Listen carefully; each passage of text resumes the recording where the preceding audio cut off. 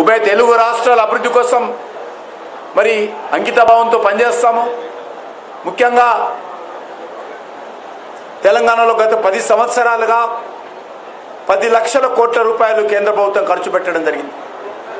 దేశంలో జాతీయ రహదారుల విషయంలో కావచ్చు, దేశంలో రైల్వేల అభివృద్ధి విషయంలో కావచ్చు, దేశంలో పేద ప్రజలకు సంబంధించినటువంటి మరి ఉచితంగా రేషన్ బియ్యం సరఫరా కావచ్చు, గ్రామాలకు ప్రధానమంత్రి సడ యోజన కావచ్చు, గ్రామాలకు మళ్ళీ జలశక్తి మంత్రిత్వ శాఖ ద్వారా మంచినీటి సరఫరా చేసేటువంటి నల్లాల ద్వారా సరఫరా చేసేటువంటి కార్యక్రమం కావచ్చు, దేశవ్యాప్తంగా పూర్తి స్థాయిలో అమలు చేయనున్నాం.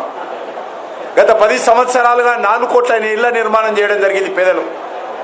వచ్చేటువంటి 5 సంవత్సరాలు మరొక 3 కోట్ల ఇండ్లు పేద ప్రజలకు భారతీయ జనతా పార్టీ ప్రభుత్వం కట్టివ్వబోతుందని సందర్భంగా మనం చేస్తున్నాం.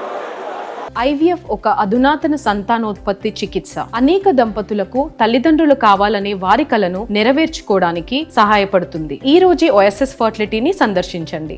అందుకే మరి ఖచ్చితంగా పార్టీ కార్యకర్తలు కూడా అందరూ కూడా మరింత పట్టుదలతో రానున్న రోజుల్లో భారతీయ జనతా పార్టీని దక్షిణ భారతదేశంలో, తెలంగాణలో, ఆంధ్రప్రదేశ్లో కూడా పటిష్టం చేసేటువంటి కార్యక్రమంలో ముందుండాలని మరి నేను కార్యకర్తలందరినీ కూడా కోరుతా ఉన్నాను.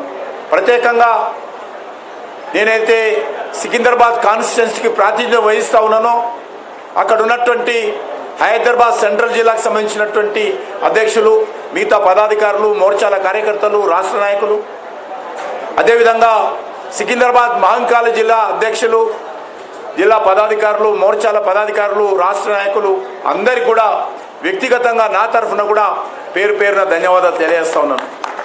సికింద్రాబాద్ పార్లమెంట్కి సంబంధించినటువంటి ఓటర్లు కూడా అనేక రకాలుగా మరి కష్టపడి ఎండలను కూడా లెక్క చేయకుండా పోలింగ్లో పాల్గొన్నారు కాబట్టి ఈరోజు మనం ఢిల్లీకి రావడం జరిగింది.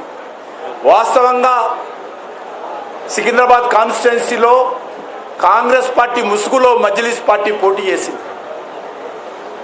కాంగ్రెస్ పార్టీ అభ్యర్థి అయినప్పటికీ కూడా పూర్తిగా ఎన్నికల్లో మాకు ప్రధాన ప్రత్యర్థి ఎవరు అంటే మజ్లిస్ పార్టీ అన్నట్లే మజ్లిస్ పార్టీ పూర్తి స్థాయిలో పనిచేయడం జరిగింది.